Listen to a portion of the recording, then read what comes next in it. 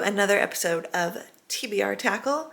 This is the spring break edition, but it's not very spring.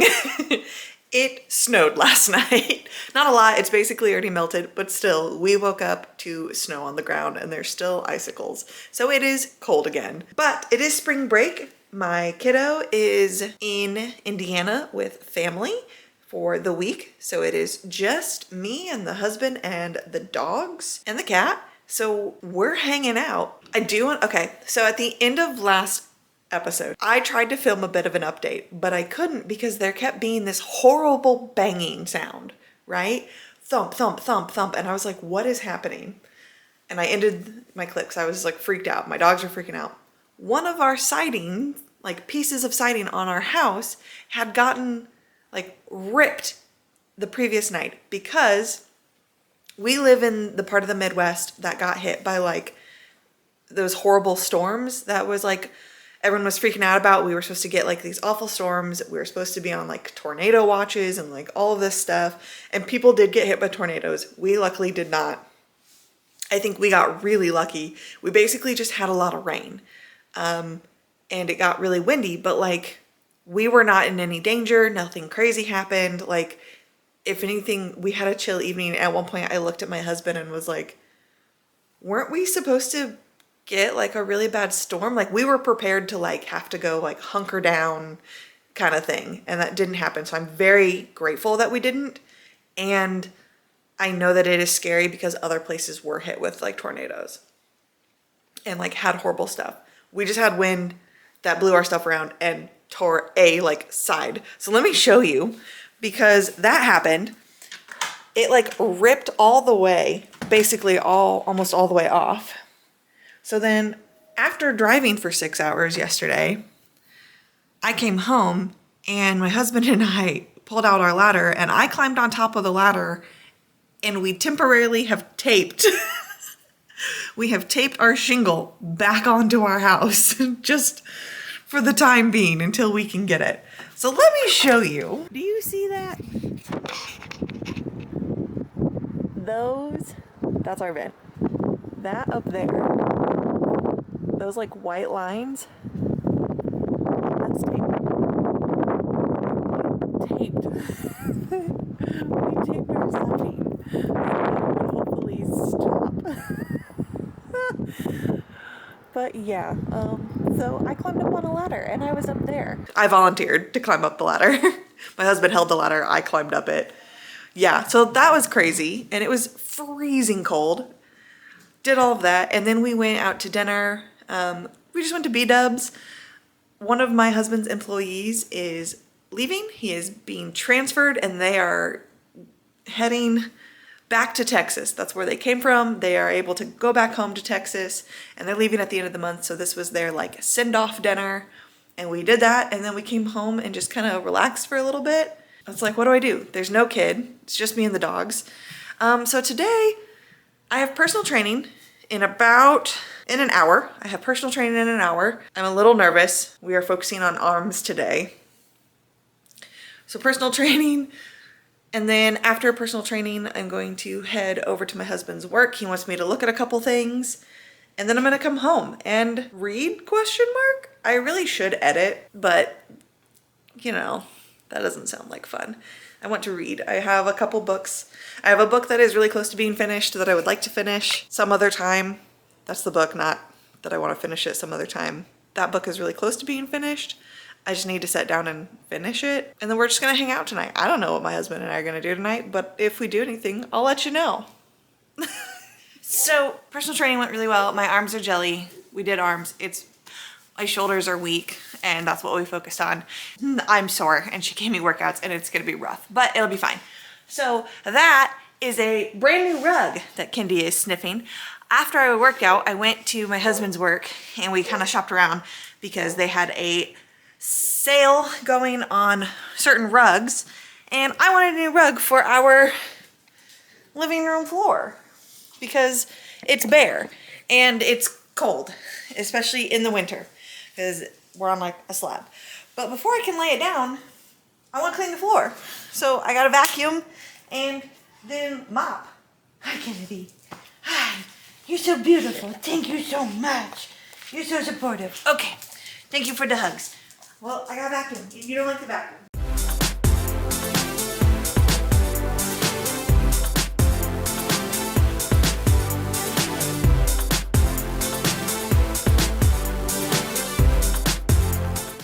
Okay. Vacuuming is done. Let's mop it so that way we have a clean surface to work with.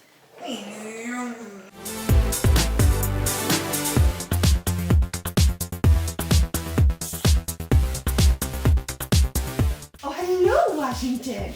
What are you doing there? Look at this kid. Look at him. What are you doing? Hi, handsome. Yes, I love you. Floor mopped. I didn't trap myself in a corner this time. The floor is basically dry. Are we ready? Let me show you this.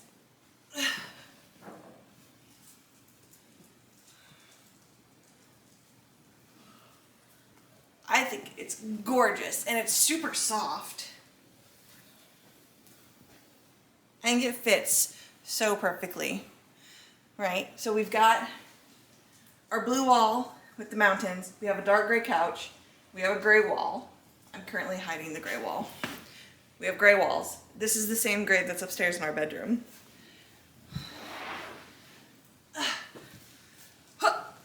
And now we have this beautiful gray and like cream and navy blue and light blue and even some like shades of like purpley, almost like a brown purple, like maroon, which I think is rude.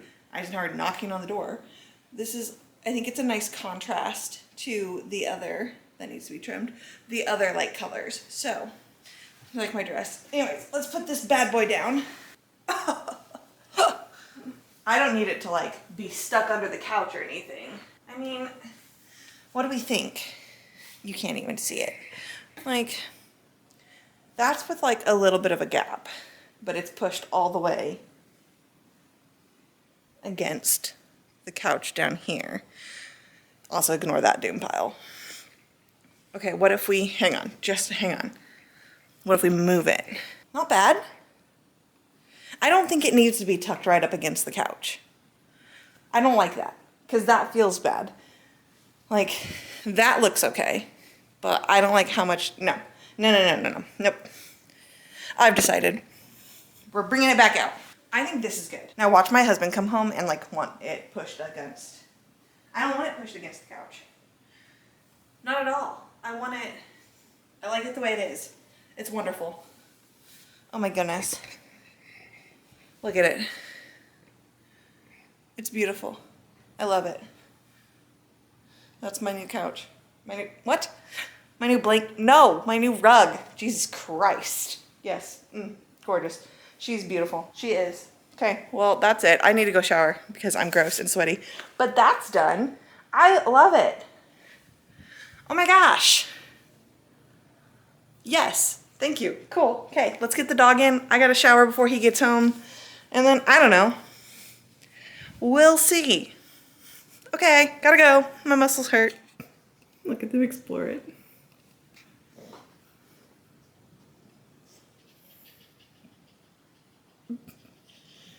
What do you think?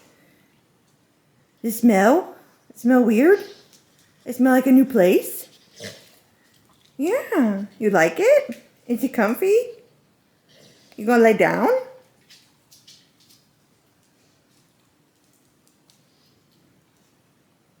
You gonna lay down? Oh, yes. Oh, is that perfect for you, Beans? Oh, good boy.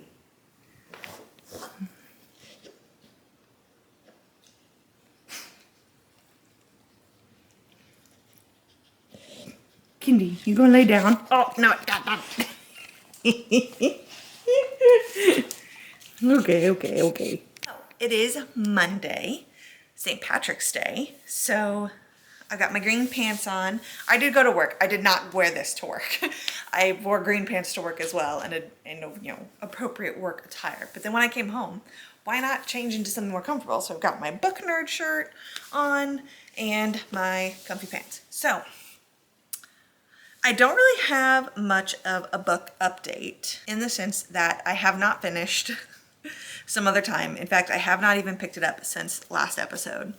I have like an hour left and part of me is like, do I just DNF it? But then I would have to find another book to fit the challenge and I don't want to do that. So I'm just going to finish it. It says I have like an hour left. I'm going to finish it. This is the plan. I'm almost 50% of the way through the naming song. And for those of you that were curious, because I ended with like 50 minutes left, I spent the last 50 minutes of my 24-hour challenge listening to this at work, and I made it to like 6 hours into the audiobook. Like, did not finish another book, was just made progress on this. This is unwieldy in the sense that you have to be okay with uncertainty and with not knowing things, because that is part of the whole structure of the world that this takes place in. So something happened and basically caused this like cataclysmic event where a silence fell and all language, all words like were lost. We couldn't speak. We lost language until these two individuals, like the original like namers, they started learning and discovering words again. And the way this society works is, so we have sayers who are, I guess, like top of the food chain. We have like committees that do different things. The committees of the named: maps, the ghosts, dreams, and names. So like they all do different things. And like the sayers are kind of like lawmakers, and they kind of rule the roost, right? Like they say what happens. We have diviners who study glyphs, which I would assume are letters, but like they study glyphs and objects, and it's all shrouded in secrecy, so we don't even know what they do, but they go into this like room and they try real hard, and they discover new words that are then written down and are then given to like namers, which is what our main character is. She is a courier. She works for the committee of names. She herself does not have a name, and that is a important thing. So she is given a word and is told to like bring it to the world, to bring it to other people. The word does not exist until a courier, a person, says it for the first time. So even the diviners or like the sayers, whatever, like they will have it written down, but even they don't, like, it's not real yet because it hasn't been said. They have to say it first. So our main character is known as the person who, she brought the word trouble. She named the word trouble basically. And the way for them to then do that is they have to demonstrate what the word means to then bring it into life. So she caused trouble. She broke all the rules to then say like, so like her boss like got mad at her and she's like, I am in trouble. And that was like how it works. And like, you know, they've given these pretty cool descriptions on certain words for like how she brought the word float to people. Was, you know, they ride this giant train all over like the world or all over the land, and they'll stop at different towns, and the couriers get off with their new words. And like she went, like they gather a crowd, right? She went to like a body of water, got in the water and floated, and then was like, float. And then the people then can say the word as well, and now they can use this word. And they're constantly defining new words, or people will create something and send in a request for it to have a name. And that's such a fascinating concept to me, and it still really is. But because there are certain things that have not been discovered, stuff doesn't have a name.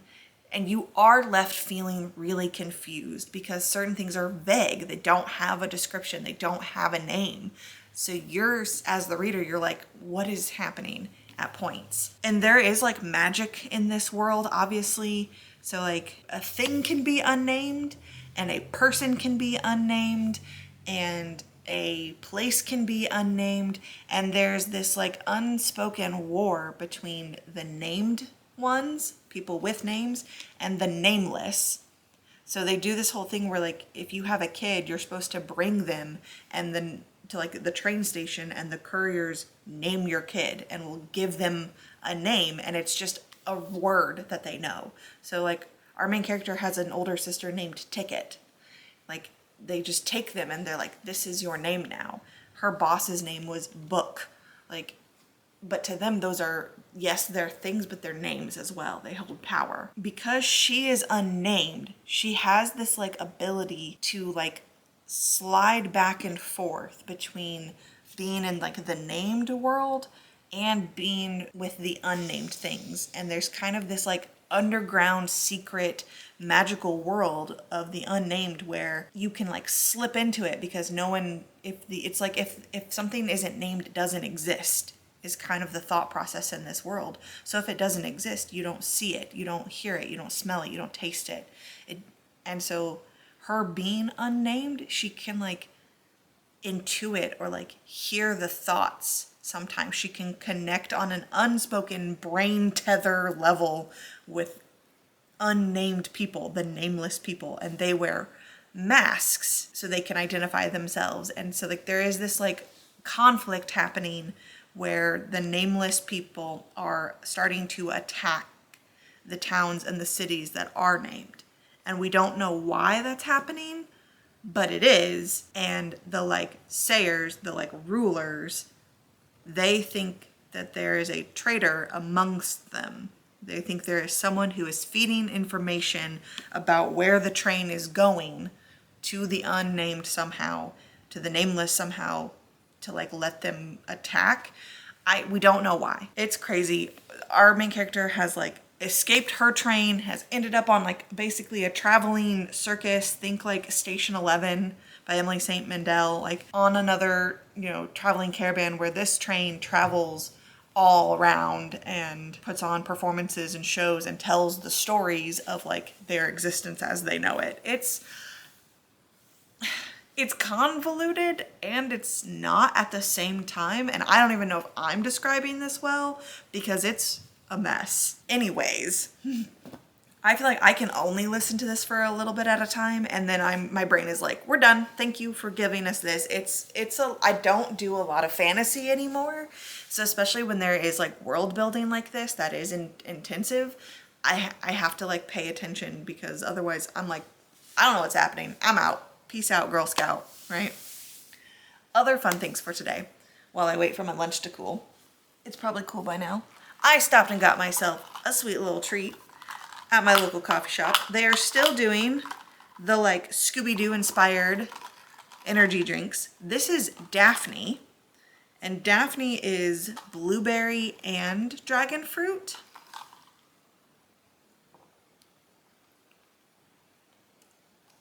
It's a little sour. That's not bad.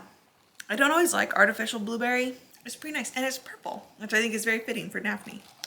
They also currently have lemon blueberry bars. Like, let's just try a little nibble. Just a little nibble. I mean, it's basically just lemon cake with blueberries, but it's really good. No more. I gotta eat my lunch first. What else? Oh, my battery's gonna die, so I have to do this quick. My husband sent me flowers. He had flowers delivered to my work today. We're doing like a week-long celebration of our anniversary while Caden is away. And they're gorgeous and I love them. So that's fun. If you saw, I put up an Instagram photo today. If not, I'll pop it up over here. I did a green book cover photo. And of course, I checked out books from the library, grabbed a couple from my own home library. But then these three, of course, caught my attention. So I've got State of Paradise by Laura Vandenberg, Growing Things and Other Stories by Paul Tremblay, and then this is a graphic novel, The Night Mother Volume 1 by Jeremy Lambert, Alexa Sharp, and Becca Carey. Now I have to keep these three and potentially read them. I mean, this is really quick. This is disgusting and actually needs to be withdrawn. This is gross. I can read like a story a day. And then this is like super short as well. They all just seem so, this is just like interesting. So anyways, A retelling? No, just kidding. This is reckoning, not retelling. Okay, I gotta go before this dies. Dang it, I wasn't fast enough. The battery died. So it's gonna have to be charged. Luckily, my husband bought me this handy dandy battery charger with extra batteries.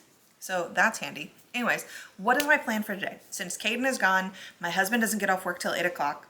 It's 3 o'clock now. I'm going to alternate between reading and doing chores. There's a few things that I would like to get done before my husband gets home. So I'm gonna put reading sprints on. During the reading sprints, we're gonna read. During the talky chatty bits, we're going to do chores.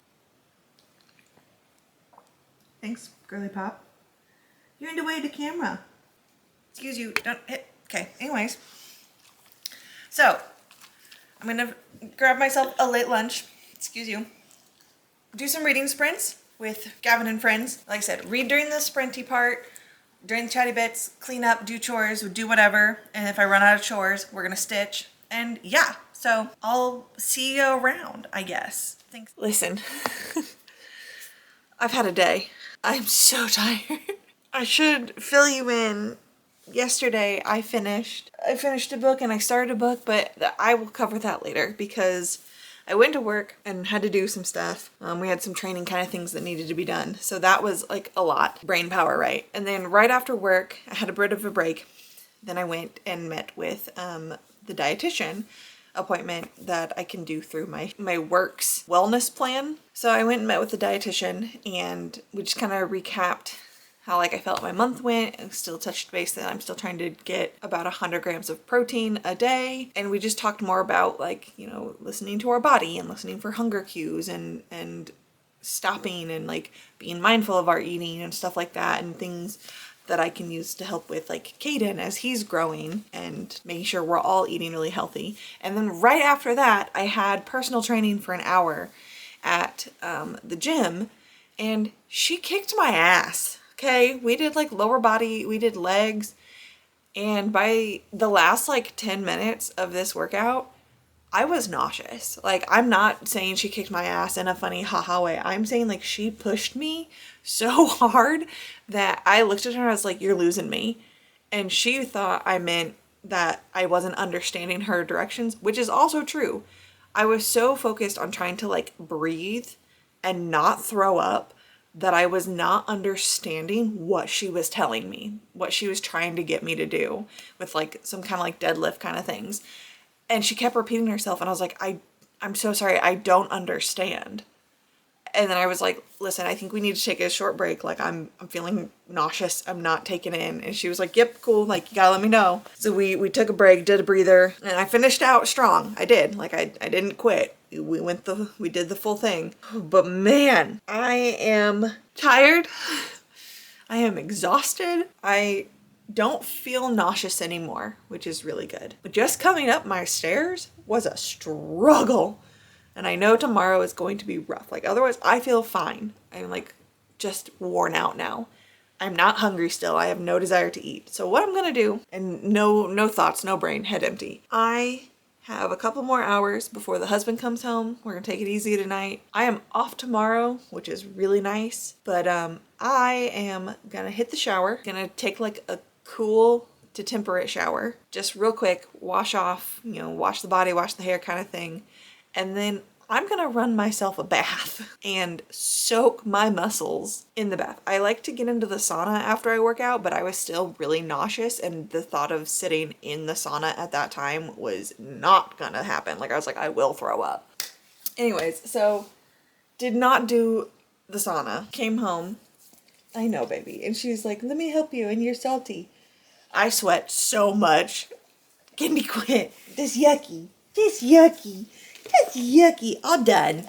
All done. Thank you. All done. So I'm going to rinse off, wash off, do all that I need to do, and then run myself a bath. And I'm going to chill in the bath for a bit. And I'm going to read. But here's the thing. I cannot handle, like, I've got, you know, throwing bookmarks. I've got The Invisible Life of Addie LaRue that I do need to start. I am not, nope. I can't do that right now. So, you know what? You're up, baby. Dangerous Convenience Store Volume 3. I also feel like I should need to read something green, even though St. Patrick's Day was yesterday, but I found all those green books. This has green in it. This one's green coated. Smooth Criminal. When Gun-woo tells Yui Jun that he likes him and wants to go out, Yui Jun is thrown for a loop. Still, Yui Jun can't deny his growing feelings for the stoic gangster, despite knowing nothing about his past or private life, and agrees to a date, hoping he'll learn more about Gun-woo. Instead, he has a rough encounter with one of Gun-woo's associates, the violent and terrifying Shaehyun? Shaehyun. Just what is Shaehyun to Gun-woo, and what does his sudden appearance mean for Yui Jun and Gun-woo's budding relationship? I gotta get better with these South Korean names, but like, look at this in the corner. He's giving him flowers, and he's got like a cute little like, and this must be the like bad guy. And you know what? No regrets, no thoughts needed for this, no brain, no heavy thinking. I can sit in my tub and enjoy this, and I'm gonna do that. I'm going to see how their relationship unfolds, and if they actually can if they can have more of a relationship and not just sex, because that's what I'm interested in. I'll let you know. I'm a go now. I'm a go. I'll see you later.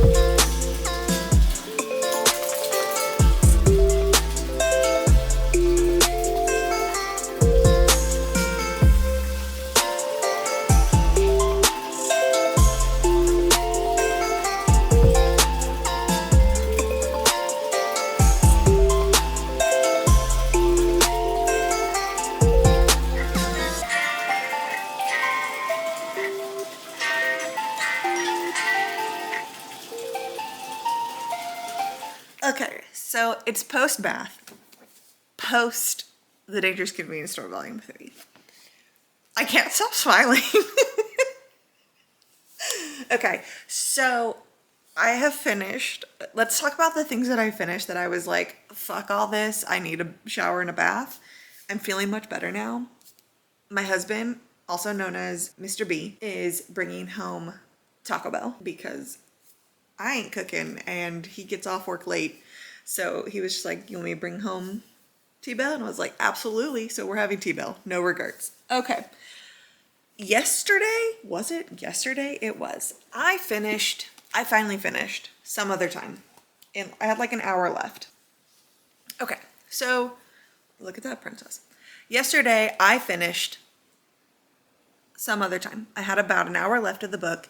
I'm giving this a 2.5. It's average across the board. I liked the time kind of travel, the timey-wimey issues, right? Where she goes, like she wakes up and she's in a different timeline, right? She's in a different universe where she and her husband never met. And it's supposed to be an example of what her life would have been like if she and her husband never met, never got married, right? And like, I do like that. I like those explorations.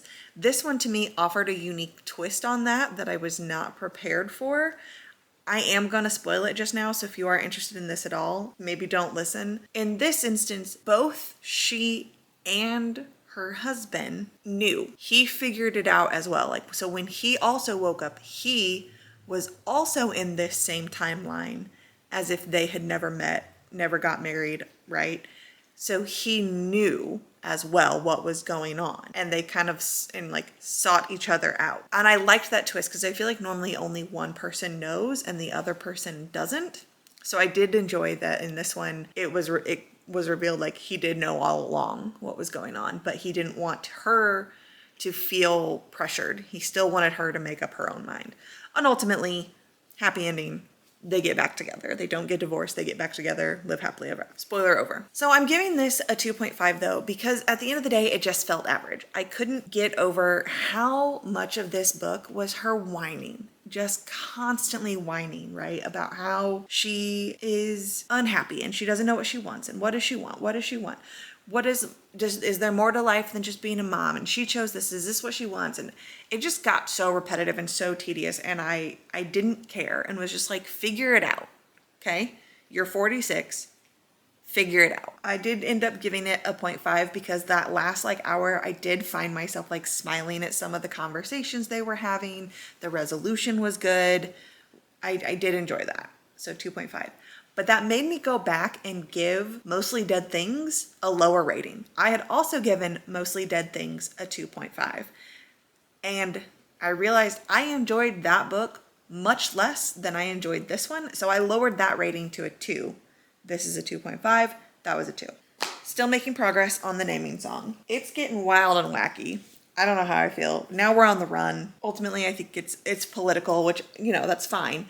I'm just like, where is this story going? Because I just hit the halfway mark for this novel, and it's like, oh, things are exciting. We had like a chase through the woods, and then like a car chase, and like we're finding people and like secret underground committees. Like it's got like everything. So we'll see how that's going. It's going fine. It's just a lot. It's a lot to take in, and I do think the pace is very slow.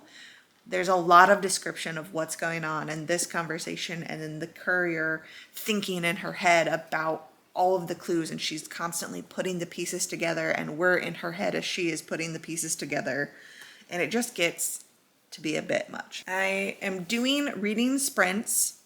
Again, these are old ones. This is from like a year ago. This is the live stream that Gavin hosted with Kayla from Books and Lala. So I paused it for right now, but that's what I was doing last night. I'm doing it again today. So I finished that. Then I started The Austere Academy by Lemony Snicket. This is book number 5 in the series of Unfortunate Events. In this book, the children are sent to Proof Rock Preparatory School, or also known as Proof Rock Prep, and it is them dealing with being at this like boarding school with Vice Principal Nero, who is a narcissistic violinist and he's bad at it. And the children deal with kind of like an arch nemesis in the form of a classmate named Carmelita. She's a bitch. And they also meet 2 of the Quagmire triplets. They meet Duncan and Isadora and learn that they also lost their parents and their other brother, Quigley, in a fire. That's where I've gotten so far. Count Olaf has not shown up yet.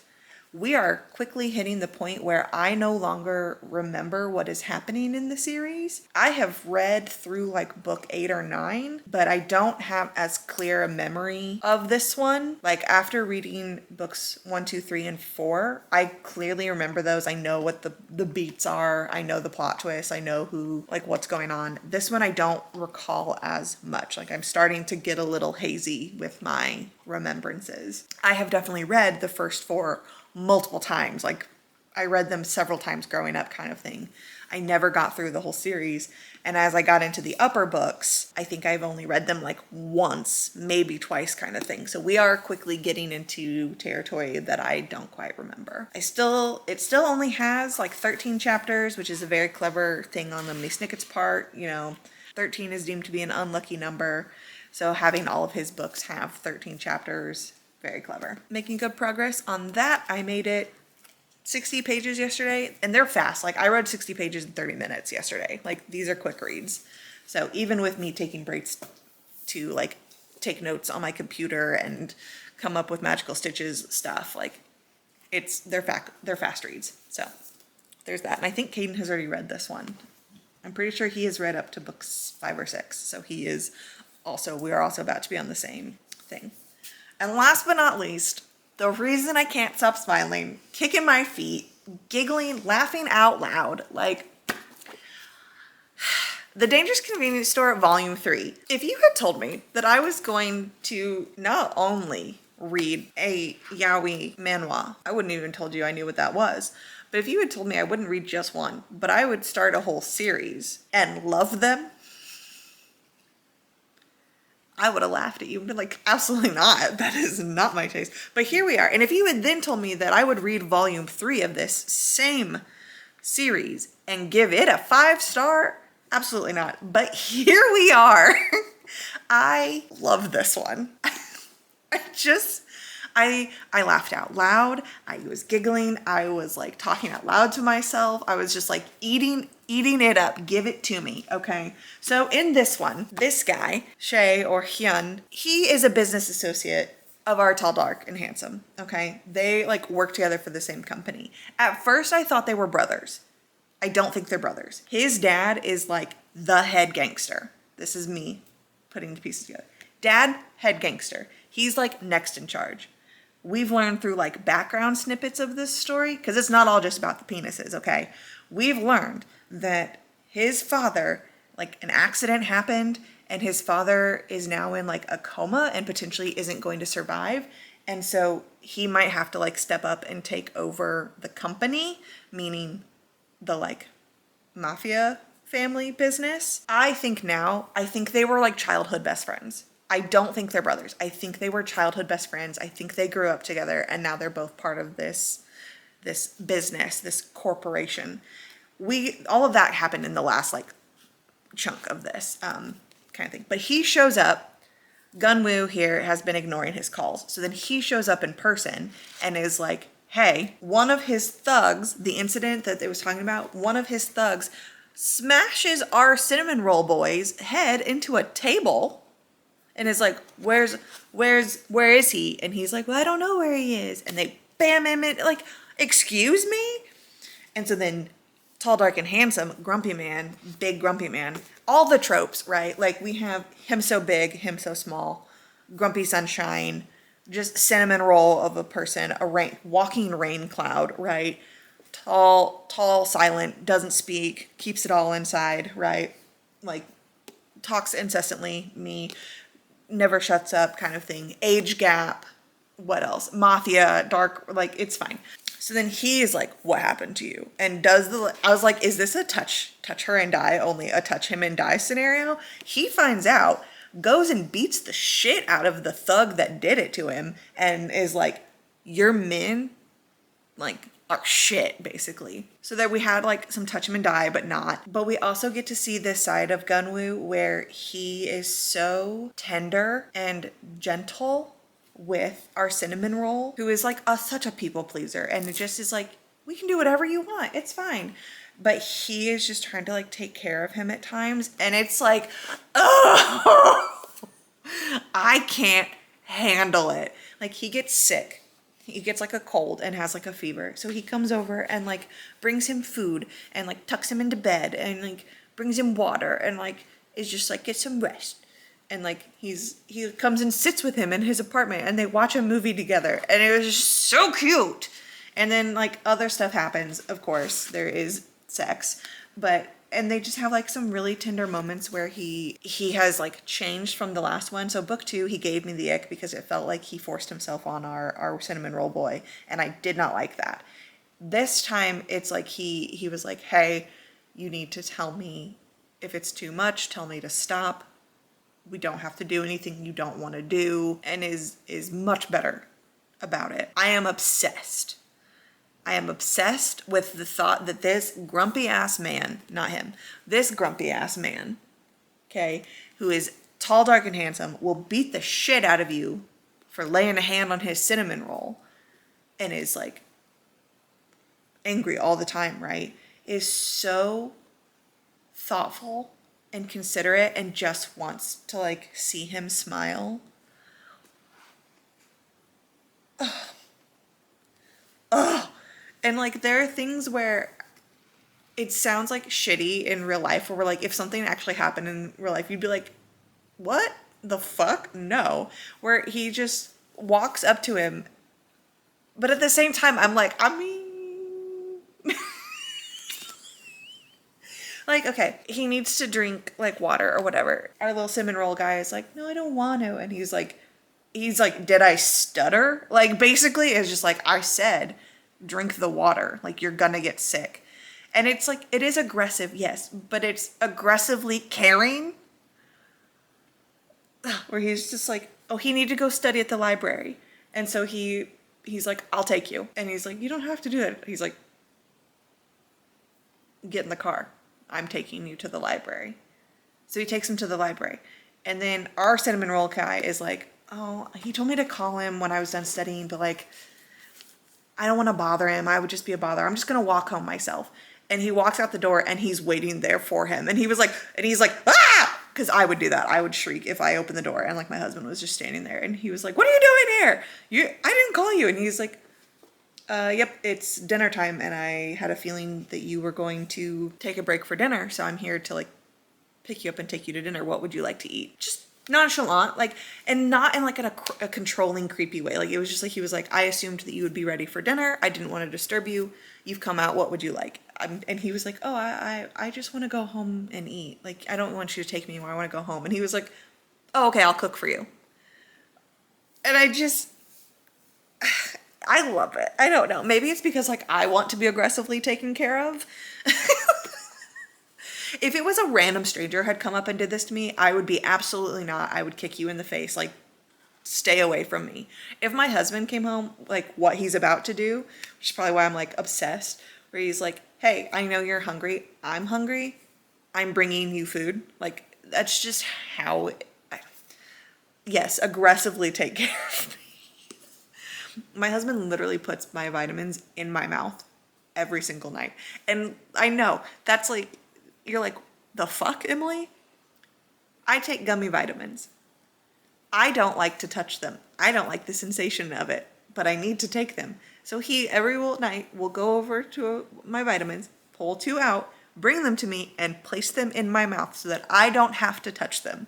If that's not love, I don't know what is. But sometimes I still don't want to take them. I know I have to, but I don't want to. And I'm just like, no. And so he like pushes it into my mouth. Anyways, I've rambled on too much. I loved it. I'm going to immediately put volume 4 on hold. I have to. Nope. And I don't think volume 5 is out yet, and I am nervous. Like, this was they wrote this originally in 2022, but it looks like this was printed in June of 2024. So like, yes, they wrote it in the original like South Korean language, and then it didn't get transferred and like bound into this until like 2 years later. But I want the other one. And it's so much more than just the sexual content, like the smutty part of it, or I am invested in their storyline, and I am genuinely enjoying their connection with each other. And I have rambled way too long about this book. I gotta get back to reading. Hello, it is Friday, and we're gonna do an update, and then I gotta wrap this up. Where did I leave off? Okay.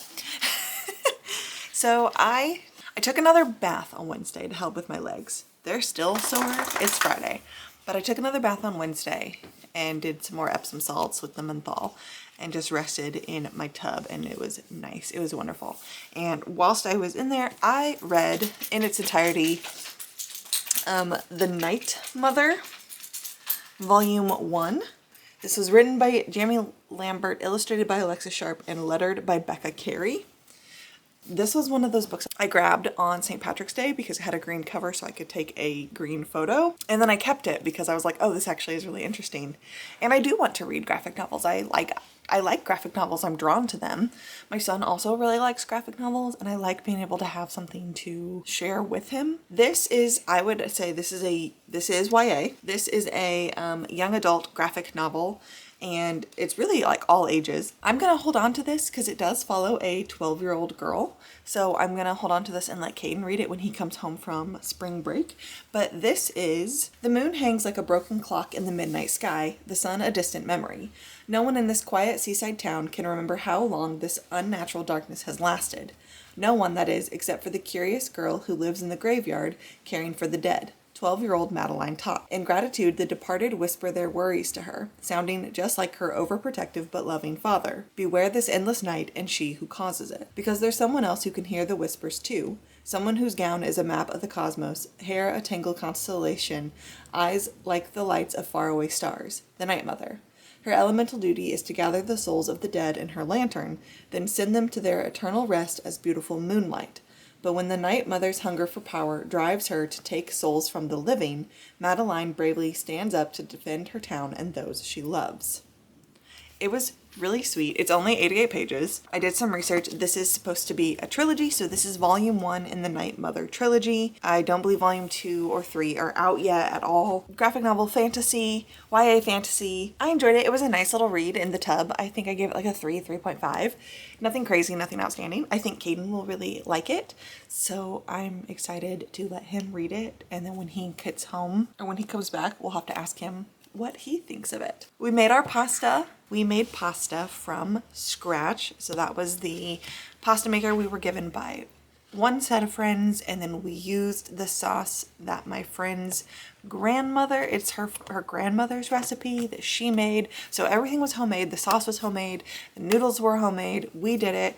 It was fun. We had a good time doing it. And then we sat down and watched some season 2 of Dimension 20. Escape from the Blood Keep. It's a great show. We had a lot of fun. We're making pasta. There's not much to do when all I can is thinking about you. Not doing well, don't know where you are, 'cause you're not here. It's been way too long. If I could lay down beside you, I would. When nothing really matters, that's all I wanna do. I hope that you are safe and that I will see you soon. If I could lay down beside you, I would.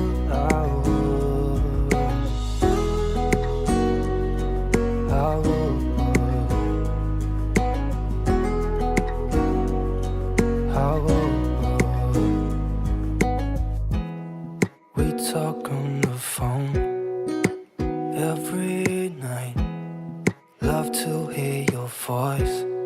Not sleeping well, and I know that you're right, but you should know it.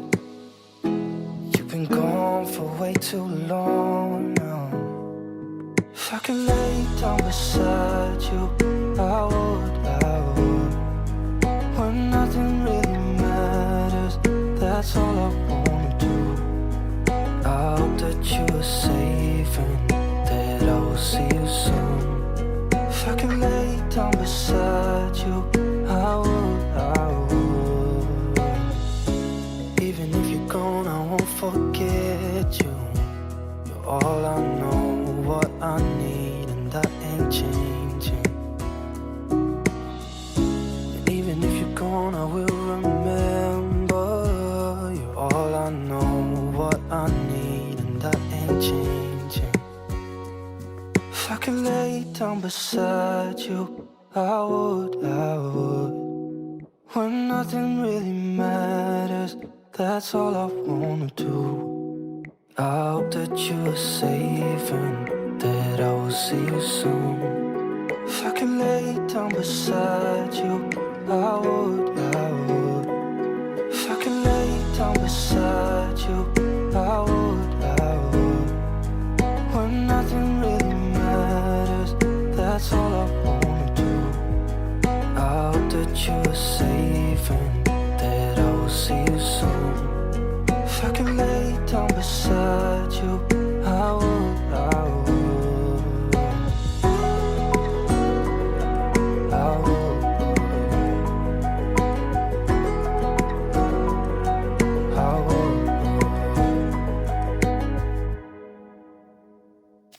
Yesterday, Thursday, I called in sick to work. I wasn't feeling the best in the morning. My legs were still just giving me a hard time, and I was really struggling to stand and get up and down my stairs and sit down. I was struggling. They're still a little sore, but I can freely move. So we kind of took it easy. I called in, like I said, took it easy. And then in the afternoon, my husband and I went and test drove some cars around. He is not happy with my vehicle currently. It's it's getting old, it's getting, you know, whatever, and he wants it to be replaced. He's ready to let it go. We've had it for 5 years. It's just kind of time.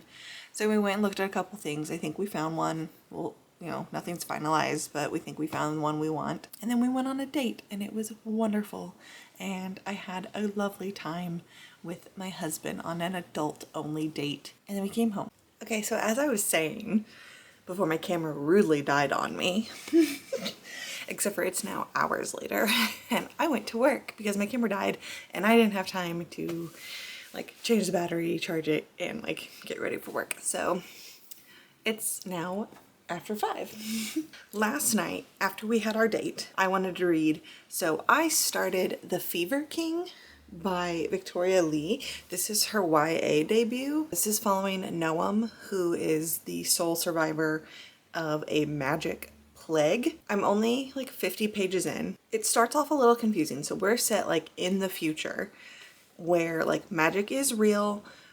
We have hollow readers, we have some like magical kind of like sci-fi devices along with like regular everyday stuff.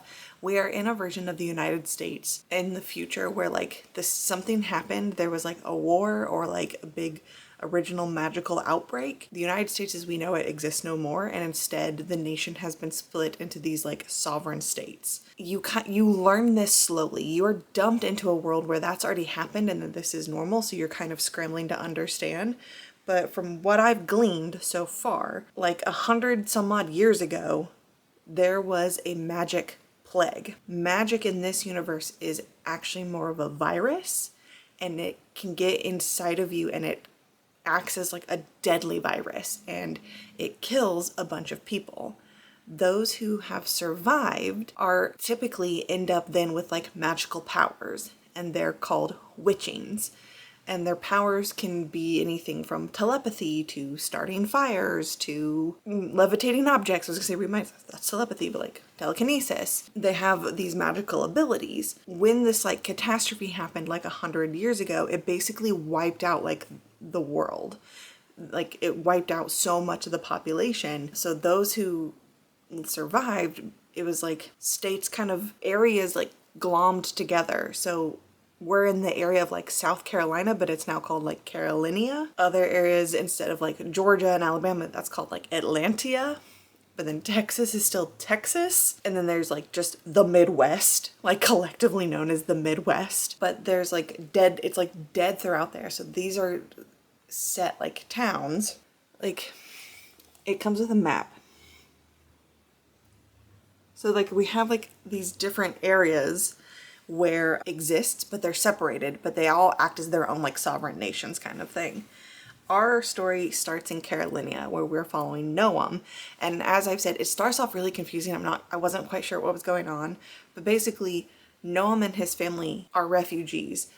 His parents fled Atlantia and came to Carolinia. He was born in Carolinia, so he is a citizen there, but he considers himself Atlantean, because that's where his parents came from. They are considered like undocumented immigrants, so we're still getting a lot of the same like struggles that we get now with like undocumented immigrants and poor housing, and they live basically in like tenement housing and slums, and it's awful. And he is working multiple jobs to support his family. His mother is gone. He's working multiple jobs to support him and his father because his father is undocumented and can't get a regular paying job. And his father is also highly depressed because his mother died a couple years ago and like never fully recovered. And the book like opens with him like at his job. He's not feeling the best, and then he goes home and realizes that people in his building are really sick. And then all of a sudden it's like he's hit immediately by this like magic sickness, wakes up and has learned that he is the sole survivor of like his neighborhood, basically like wiped out his neighborhood. And now he's being sent to this like academy to learn how to control his magic and like learn what his ability is. And it seems like being a technopath means he has the ability to like access technological devices. Like we just saw him use it for like the very first time ever. He had to take like an aptitude test, and a woman had like a tablet and was like typing on it, and he honed in on it was able to read what she was writing. I'm sure we'll get more into it. This, at the same time as the naming song, is not a good idea. There's so much sci-fi, there's so much world building that's happening in both that I kind of felt like one of them had to go. And unfortunately, I did decide to DNF the naming song by Jedediah Barry. So that was my pick for Magical Stitches, to read a book that was blurbed by your favorite author. Holly Black is one of my favorite authors. She had blurbed it, and I made it to 70%, which is about 11 and a half hours. It's a 16 and a half hour audiobook. I still have about 5 hours left. I was having a hard time paying attention to it. I was having a hard time understanding what was going on. I liked it, but not enough to want to continue it. I don't feel bad in the slightest. It kind of got to the point where I really wasn't sure what was happening anymore, where we were going, what was the point. It started at this point and I thought it was going to be like one type of story, but now it's going somewhere else. And I'm just not sure where the story is going. And it's starting to kind of get rather repetitive, where our person is doing something and something happens and now she's on the run and she's being chased. And then she made it so far and now she's on the run and she's being chased again. And then we got to a safe house and we found her sister, and that's great. But now something happens and she's on the run and she's being chased again. There have been so many chase sequences where that's been the most exciting thing that has happened in this book, and it's engaging. But if that's happened 4 times in a row now, where our person is being chased and manages to escape just fine every single time, like it doesn't feel like the stakes are real or that the stakes are high enough. Like, she manages to just like get away without being injured, or without, like, not that I want my characters to be injured, but like it doesn't feel real when this keeps happening and she just keeps being like, bye, peace out, and is successful at like escaping. I don't know. So I DNF'd that today. I'm done with it. Which means though, I didn't finish my prompt. And I am a type of person that if I'm reading a book for a prompt, I need to find a substitute. So I did some more digging and I got back on Fantastic Fictions. And I started just looking up other authors that I'm a big fan of, or like that I've read multiple books by this author. So I was looking, or like if I see this author's name, I'm like, ooh, I need to read that. So I looked at like Stephen Graham Jones and Paul Tremblay, and then they're connected, of course. They're like, other people also looked at Josh Malerman, and 2 of them, I don't know if it was Stephen Graham Jones or Paul Tremblay, but I know the other one was Josh Malerman. Both of them had recommendations for this book. I love that I'm like, let me show it on my phone when I can just pop it up on screen. Both of them apparently like blurbed A Sunny Place for Shady People, which are stories written by Mariana Enriquez. She is the author of Our Share of Night, which I have not read, but I know the cover. It's like the blue with the hand. I might read it. But these are like horror short stories translated by Megan McDowell. It takes place in Argentina. I love this cover. I think it's stunning. Like I something draws me to this cover, and I want to read it. I put the physical book on hold because I can read like a story a day, basically. A diabolical collection of stories featuring achingly human characters whose lives intertwine with ghosts, goblins, and the macabre, by one of Latin America's most exciting authors. It was one of the nominees, the 2024 Goodreads Top 20 Horror. On the shores of this river, all the birds that fly, drink, perch on branches, and disturb siestas with the demonic squawking of the possessed. All those birds were once women. Welcome to Argentina and the fascinating, frightening, fantastical imagination Mariana Enriquez. In 12 spellbinding news stories, Enriquez writes about ordinary people, especially women whose lives turn inside out when they encounter terror, the surreal, and the supernatural. A neighborhood nuanced by ghosts, a family whose faces melt away, a faded hotel haunted by a girl who dissolved in the water tank on the roof, a riverbank populated by birds that used to be women.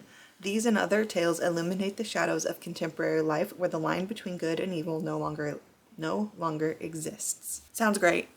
I do want to read it. I'm kind of in the mood for a short story collection anyways, even though I currently have one already checked out, but that's fine. This one's gonna replace the naming song. I think that's about it. It is our last night without Caden. I have to go pick him up tomorrow. Then we start back in all over again. We have about a week left of March, so I need to get my TBR situated. I still need to finish The Fever King. I still need to read The Invisible Life of Addie LaRue. I have Our Winter Monster. I have The Book of Everlasting Things. I have Gory Details, which is going to be my next audiobook. That is the Morbidly Curious book club pick. Yep, I still have quite a few books I need to read for this month. So, enough blabbering. I'm gonna change and we are gonna go. I am gonna go downstairs though and enjoy my last child-free date night with my husband. He is cooking us a nice dinner here at the house and we're just gonna hang out and keep it chill. Isn't that right, baby girl? Isn't that right? So, thank you so much for being here. I will see you all very, very soon in my next TBR tackle. Be easy with your hearts.